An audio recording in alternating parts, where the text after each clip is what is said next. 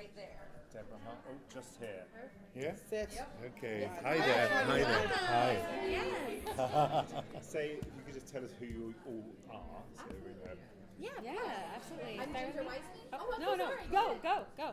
Boom. I'm Ginger Weissman. I'm with the All Souls podcast. I'm Andre Leno, TV After Dark. Jennifer Yen, also with TV After Dark. I'm Stephanie Coates with For Your Excitement. Liz Prue with Pure Fandom. Hi, I'm Carolina Benetti with Press Pass LA.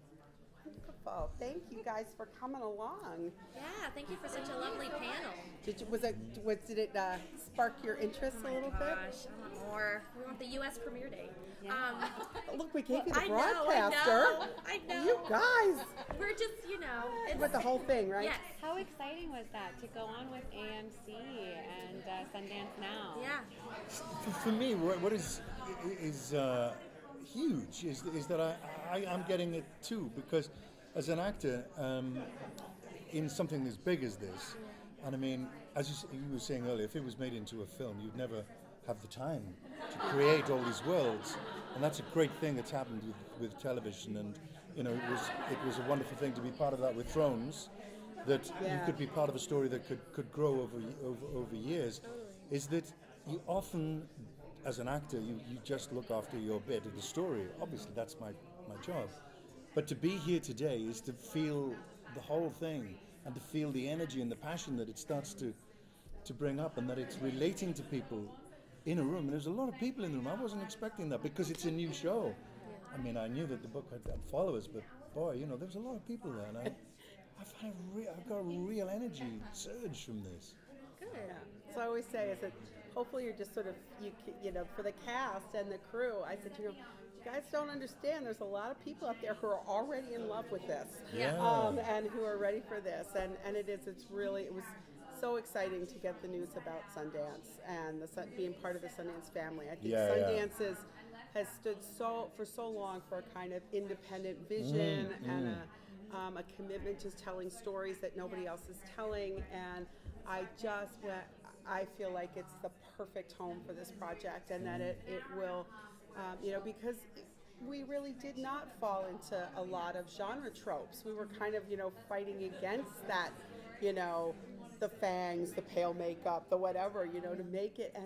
And a lot of networks would have been like, could you make it a little bit, Because it's worked before. We were talking about that, there's we know this works. We're sure if anybody's going to. Yeah. And so, but I think Sundance has such integrity in terms of that I'm absolutely thrilled. Mostly I'm just thrilled we could tell you, because it's been How long did you keep it a secret? Sorry. No. I two-parted on it. How long did you have to keep it a secret? when did they tell you? I got an email from Jane, the great Jane Transit, 3 days ago. Yeah.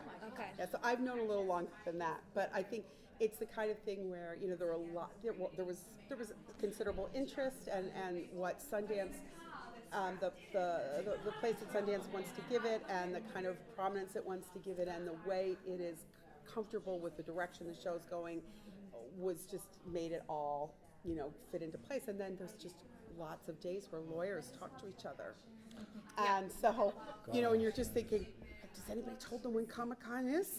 Can we get it? So it's been a little nerve-wracking. So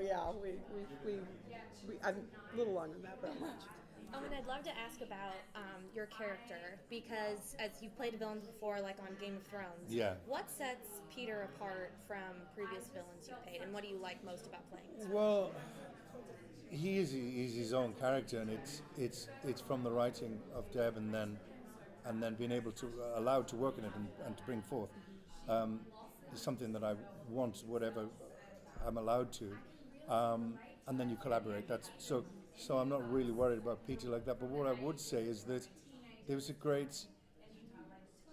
something I was looking for that I discovered that happened with Thrones, and that has happened on this, is that Sir Alliser was a mean character, but you understood why he was a mean character. You were allowed to walk a certain amount of time in his shoes through the show. He had enough dialogue to Jon Snow to say why he was cynical about the world, and how you just can't open it.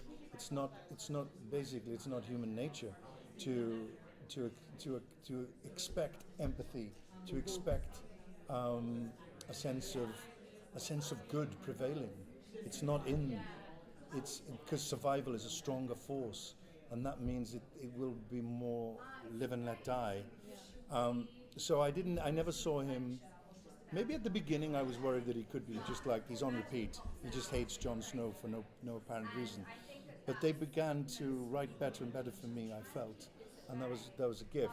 Well, whereas with this, straight off, the quality of what I was, which I hope came across in the panel, he is fighting for a cause that he utterly believes in, and his ways along the way may be pretty mean. The tactics that he will use to manipulate people, but that's what goes on in the world.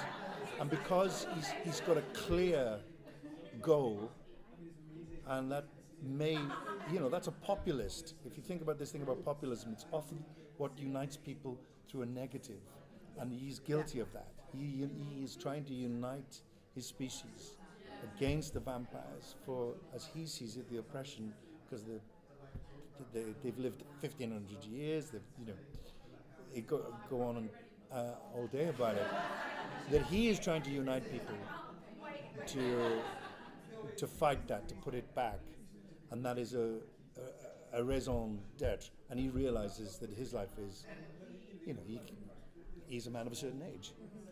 That to me was irresistible, because I know that I'm going to be all the work that I put in, not everything well, because you haven't got time for everything, but you will manage to bring something together, and the quintessence of that man will be pretty close while he's in this season, however long that may be, which is wonderful.